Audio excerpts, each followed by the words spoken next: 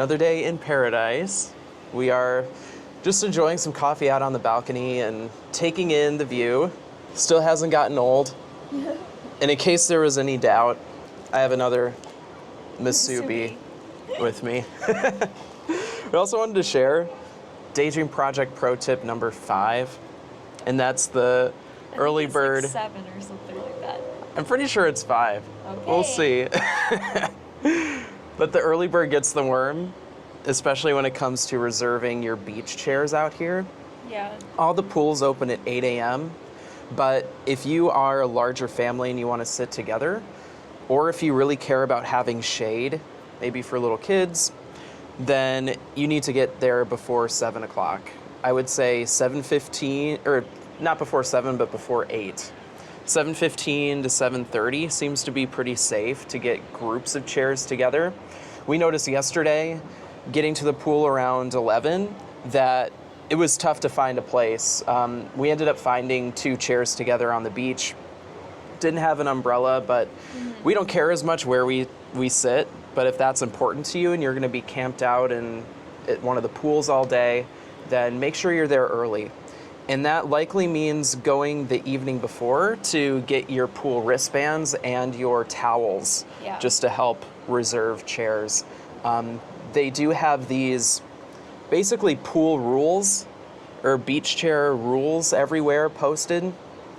And before 8 o'clock, you have to be at your chair. You can't just leave a towel and then come back a couple hours later when the pool opens and have your chair reserved. You have to stay there until the pool opens. And then after that, you need to be basically checking in every hour, or they're going to take your stuff and open up the chair for someone else. You can get it back. They specify an area where you can grab your things, but that's just important to know as well. Yeah. We brought an entirely empty carry-on for this. I hope that's enough space. Might not be. But you have like 3 different shopping choices here. You can go to the Lava Shack, which is a pretty small store out by the pool area. We went to Honeymoon last night, and that's for your more high-end merchandise. And then right now we're going down to Kalepa's store, which is your classic Disney merchandise location. So excited to see what we find, and limit my spending, please.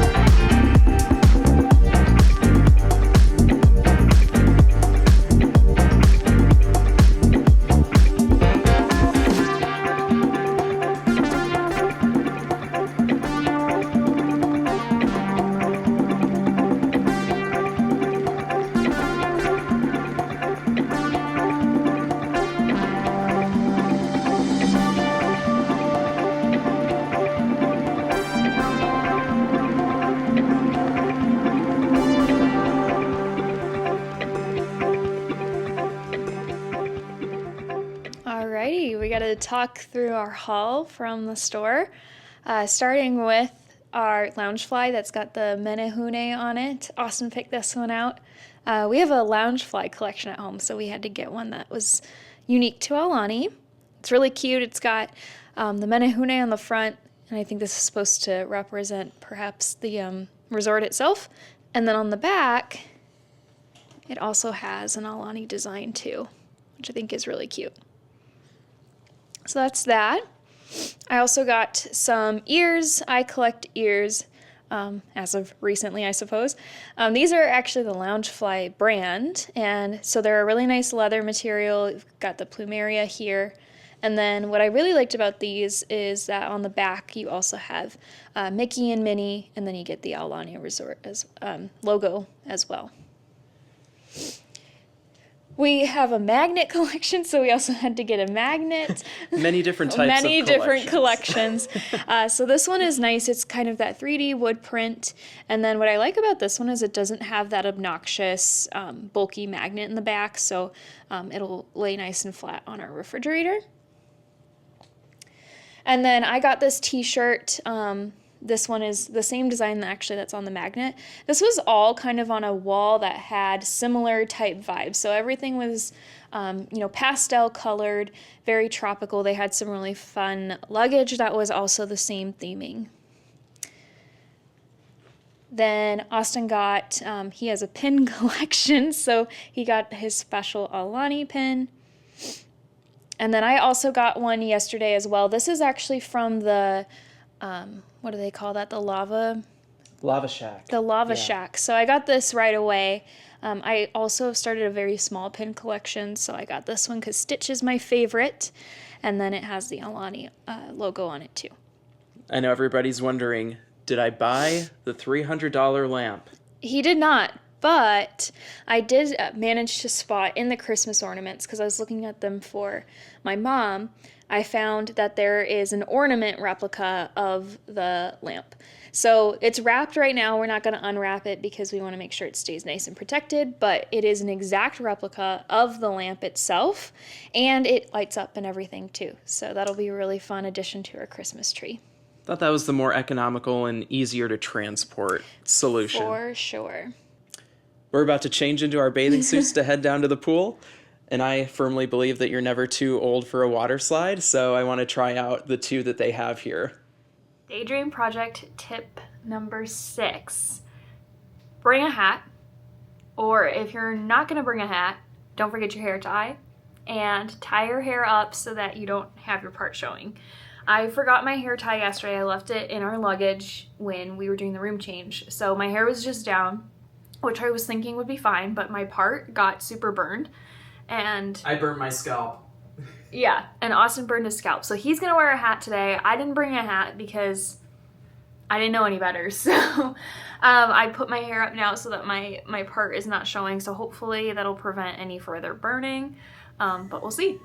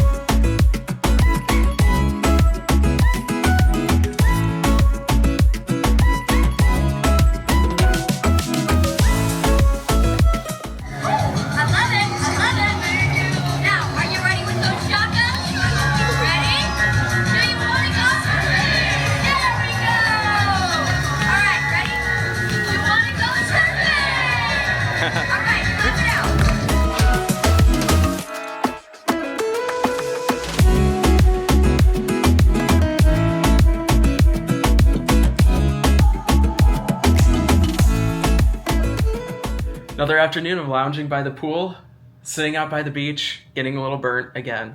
And then, very important though, mission accomplished, we saw Stitch. Yep. So that's huge for Claudia. One of her favorite characters there. And then we went to the Shake-A-Shaka Pool Party, which was a lot of fun. Cute. Yeah.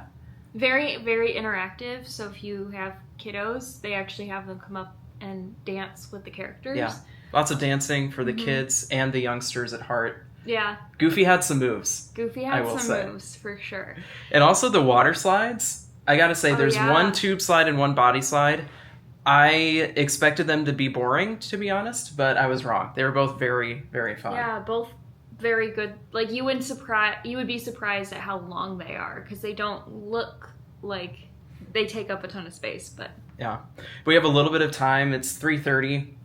We are going to the Paradise Cove Luau tonight, which I know it's not the Disney Aulani Luau, but this one has very, very good reviews, and it is within walking distance of the resort. So it's just another additional option. That one usually has more availability. Daydream Project pro tip number 7. If you want to attend the Disney Luau, look to book those tickets 6 months in advance, because during busier times they will sell out pretty far in advance. It's not like other reservations that open up 30 days out. This one is up to 6 months out. But we're excited, gonna change, shower, and get ready for some fun festivities tonight. Before we go, I know we've mentioned Menehune a few times, but haven't really explained any more. The Menehune are a mythical race of little creatures, and in Hawaii, they're known as being expert craftspeople. So they're credited with building a lot of the natural structures throughout the islands. And they really weave that into Aulani. So the Menehune are big here. There are said to be over 300 hidden Menehune across the resort. So instead of searching for little hidden Mickeys, you're searching for little hidden Menehune when you walk around. And it just all plays into this idea of maximize Hawaiian art and Hawaiian culture and minimize the in-your-face Disney. They do that really well here.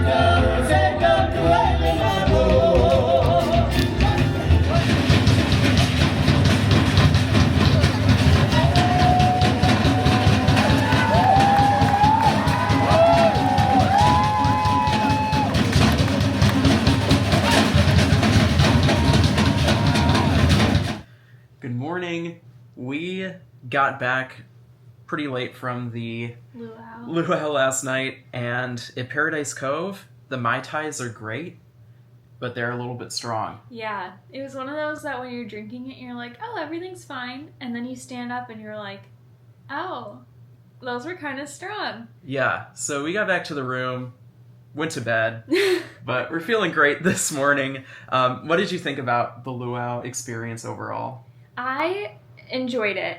It's, you know, when you're in the Disney bubble for a few days beforehand, I think when you step out and go to, you know, something different, you definitely feel it a little bit. But overall, once we were in the doors or in the gates, I really enjoyed it. There was a lot to do beforehand. Yeah, you could take a canoe ride, Polynesian tattoos, make your own leis. do lots of photographers. They had like a javelin throwing activity that was fun as well. And they had a marketplace too. Yep. I enjoyed all of it except for the initial part, getting through the gates and getting our seats. That felt like we were being herded like cattle. It was a little bit chaotic.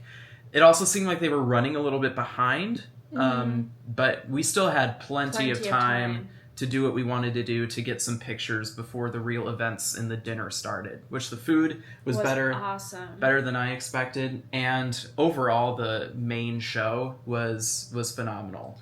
Great MC who was really like working and interacting with the crowd. The fire knife warriors doing the fire twirling, that was really, really impressive. As well as the music was phenomenal throughout the night. Yeah. So. We didn't do this, but the photographers that they had on site, I think I was kind of jaded by, you're used to the Disney photographers who do a great job, but they're, the photos are a little pricey. From what I could hear at Paradise Cove, the photographers, when you would order the pictures, it was like $25 and it got you multiple prints of those pictures. So I think if you're interested in getting some family pictures and with a great view, that would be a really good option. I would definitely take advantage of that. Yeah. But today we are enjoying our last day in Hawaii. Can't believe it. Can't believe it, but we're determined to have a good time. We don't have anything scheduled for today. We wanted to just leave it completely open. Here, okay. And we're going to head down to the pool for a little bit. We are going to... Okay, so we're back. Daydream Project Pro Tip number 8. As far as we can tell, we had a little bit of an interruption there. The housekeeping seems to work a little bit different in Hawaii than what we are used to. It's a Disney thing. It's not just a Hawaii thing. So I had heard a rumor about this prior to coming here. The room check situation where it's not like you can put the do not disturb sign out and they're just gonna skip past you. They do not do that here. I think it's less noticeable at the Disney parks because typically you're out and about. But I saw a video of somebody sharing an experience where they were working from their room on a Disney resort and kind of, told them to come back later, and after a third attempt, were banging on the door and they were like, we have to come in. And that actually happened to us sort of yesterday. They knocked on the door twice. Austin told them, come back later. It was a little bit awkward because we weren't decent. We were in the shower. Getting ready for the luau. Yeah, and so when she came back the third time, I answered the door. Well, and it was after I put the do not disturb sign. She knocks again. So she was like, hi, I just need to come in really quick and do the trash. And I was like, fine. And that's what just happened again. As I opened the door, I was like, oh, can you just do the trash maybe? And she was like, no, I need to do the trash and the towels. And I think they do that because they need to come into the room, see that nothing weird's going on, and then they leave. Yeah. So keep that in mind if you are planning to have a day in, if you have kids that are napping. Yeah. They're going to come in. Yeah. And I'm sure it's just their policy. They're just doing their job. But especially important to know, for the napping situation, if you have smaller children. But going back to our plans for today, we really have 3 goals. Goal number 1, we want to get some Mickey ear shave ice. Yes. Classic. Number 2, we want to hit up the Olelo Room for drinks and dinner. They have a nice sushi dinner there. And then goal number 3, we're going to do one of the cultural or nature tours that they offer here at Aulani. Again, getting more in-depth into the Hawaiian, theme here. And we just want to keep exploring the stories behind the making of Aulani and hopefully learn some fun facts about the resort and about culture and history of the island. And that brings us to Daydream Project Pro Tip number 9, is that if you see a character that you want to meet or an activity that you want to do, just go do it, because they don't offer the same slate of character meet and greets and activities day to day. it seems like they kind of alternate.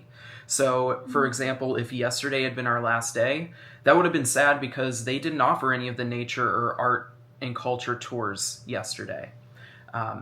And then with characters, the first time that we saw Stitch on the schedule was yesterday. Yeah. So if you have a shorter trip, just make sure that you're really paying attention to the app that lists all the daily activities and the character meet and greet locations and times. Yeah, yesterday seemed really heavy on the like Disney, like there was Moana was out, Stitch was out, and then today it seems like there's more of the Duffy and Friends characters out than there are your classic Disney. So it seems like they flip-flop between those two as well. Yep, Duffy and Friends, very popular in Japan among other places, but Aulani gets a lot of Japanese tourists. And it's a great place to meet those characters. So if you are into Duffy and Friends, Aulani is the place for you. They also have a lot of wonderful merchandise for those characters too.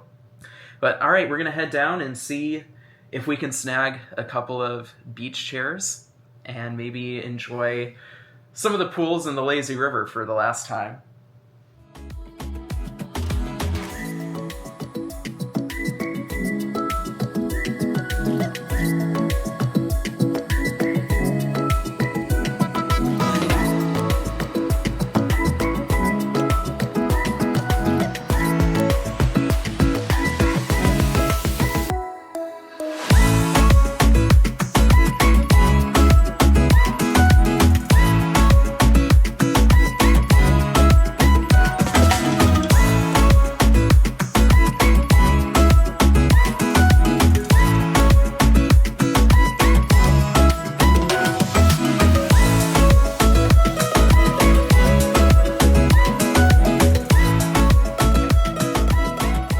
So after we grabbed our shave ice, we went back up to the room for about an hour and a half.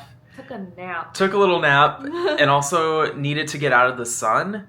What we just learned was that Hawaii during midday has the highest average UV index of any state in the U.S. Hits about 11.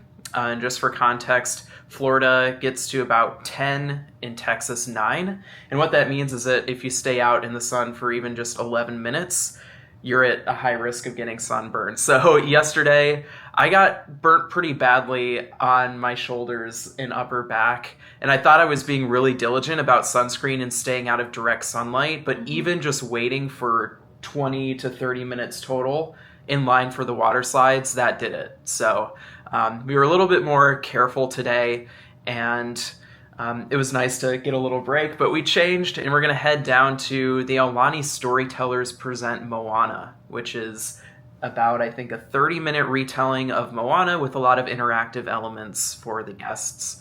And yeah, looking forward to that. Then we might catch another character meet and greet. I think Chip and Dale are out before we take the art and cultural tour.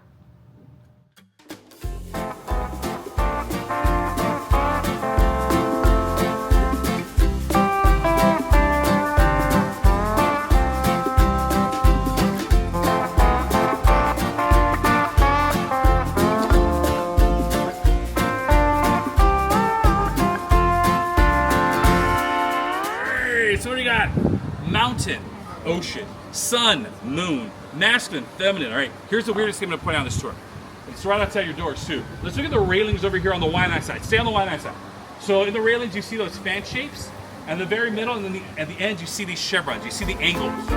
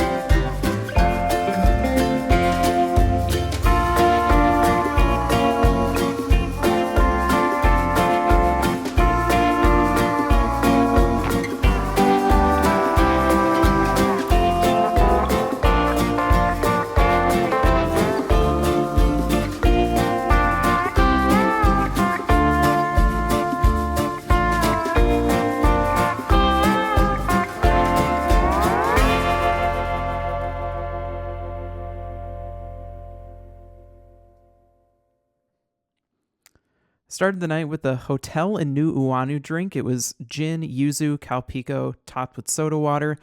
Not my favorite. It was a little bit acidic. I'd give it a 4 out of 5. For my last cocktail of the trip, I had to go with a classic Mai Tai. This one was really good, nice and sweet. I will say my general critique of Mai Tais is you got to stir them, otherwise they're a little strong, but I gave this a 4 out of 5. For an appetizer, we got the Kahlua pork gratin. Oh my gosh, absolutely to die for. Dipping that naan bread in there, I wanted to lick the serving platter clean. 5 out of 5, hands down. And then for our entree, we split the moriawase platter, which was a mix of salmon, ahi tuna, and hamachi, which was just incredible. It is honestly the best sushi / sashimi that I've ever had. I gave this a 5 out of 5. We're back after an afternoon and evening out, starting with a recap of the storytelling, the Moana show that we watched. I would say it was fun, definitely geared towards the little ones, of course, but very interactive. Yeah. And like most of those Disney shows, they find an unsuspecting dad to bring in to play one of the funny roles, in this case, Hey Hey. So that was cute. And then a highlight for me was the art and culture tour that we took. I would almost say that you're doing yourself a disservice if you don't Go do on that. One of them, yeah. Yeah, there's a nature tour as well. Now I'm wishing that we did both, because I emerged from that with such a better understanding of how the resort was designed. Learned a lot about just this idea of symmetry and balance between both sides of the resort. There are 2 main towers here, and one features the sun and masculine characters and these triangle shapes in birds, and the other is the moon and feminine characters and more wavy types of shapes. The ocean. And it's the ocean and the mountains. Yeah, the ocean and the mountains. Exactly right. And pointed out how that really carries through to everything that you see in the resort. And something that I liked that our guide mentioned was the lead Imagineer on this project, Joe Rohde, who has unfortunately left the Walt Disney Company. Is probably one of the greatest Imagineers ever. Came to the 5th anniversary of Aulani and talked about how the worst thing that you could do at a place like this is put art behind glass and say, this is how things used to be, now go and enjoy our pool. And it's way more about contemporizing that art and living within it, and just showcasing that, we can carry this forward into the future. Yeah. It's not just something that's preserved in the past. It's not a museum. He said preservation, or it's not preservation, it's perpetuation. Yeah. And I thought that was awesome. Brilliant words there. Brilliant words. Yeah, the guy leading the tour was awesome. Same guy does most of the tours, and he also does the storytelling, I believe, by the fire pit in the evenings. Yeah. And he's also part of the conservation group out here, is what he mentioned. And it was just funny because he said, most of the time I'm just out here changing light bulbs, but clearly has a lot of passion for the resort itself. Yeah, there's so many of those opportunities you can take advantage of there. So, if you treat this as just any other run-of-the-mill resort, there's so many layers that went into the design. So, dig as deep as you can. And then we went off to the Olelo Room, which I was really looking forward to trying. Claudia was very much looking forward to their sashimi and sushi menu. We had a great time there. Yeah, we went right at 5, which I would actually recommend, because I think we started to get in line around 4:50, and we were second in line, but that line quickly grew. Not that it was ever at a wait, but it was just nice to kind of have first dibs on the tables. The menu, I would say, is largely sushi or apps, so it's more small plate eating. They do have a small kids menu as well, but I would definitely say more geared towards adults. And they serve a lot of the same cocktails, regardless of if you're going to Off the Hook or the Pool Bar, but they do have specialty cocktails at the Olelo Room, which was great. And then we went off to catch a sunset, Yeah. which was really beautiful. A little bit of clouds at the very end there, but it was still phenomenal. Mm-hmm. It's a Hawaii sunset. What more can you ask for? So ultimately, a really great way to end the trip. I think we've done a pretty good job of keeping that out of our minds and just enjoying the day. Mm-hmm. We are going to have to spend some time packing up now because we have a 7 a.m. flight for tomorrow. Yeah. So we don't really plan on filming anything tomorrow. It's just going to be about getting home, hopefully without any major delays. But this has been a really phenomenal experience. And Daydream Project pro tip number 10 at this point, whatever it is, I'll put up the number in the video. I've heard so many times from vlogs and podcasts that Hawaii is such a big trip and an expensive trip, and because of the time change, if you don't have at least a week or more to devote to your vacation, it's not worth coming. And I think that's totally false. Mm-hmm. We had 5 nights. We're a young-ish couple without kids, but I think that was enough time for us to have the trip that we wanted to have. And especially if we were to even extend our trip another night, I think it would have been an additional night outside of Aulani to do more of the island exploration. Not that we didn't enjoy Aulani, this was absolutely phenomenal. But I do think 4 nights here was enough time for us to see and do the things that we wanted to do at the resort. So we're going to have a more fully fleshed out review video where we take into account the price that we paid for a lot of this. We haven't mentioned the cost of the dining or the accommodation much here. So we'll factor in things like theming, room quality, amenities, and value for money and kind of give this an overall total. But it's going to get pretty high marks. So glad that we had the opportunity to do this. Anything else to wrap it up? No. It's just... It's been a real joy and can't recommend this highly enough. So if you watched this far, thank you. Kind of expecting nobody to tune in. So if you're here, then that's cool. But yeah, we'll catch you in the next video. We're going to pack and maybe throw something on the TV. One last Lilo and Stitch show if we can. We've been watching the series the whole time we've been here because it just felt right. Yep.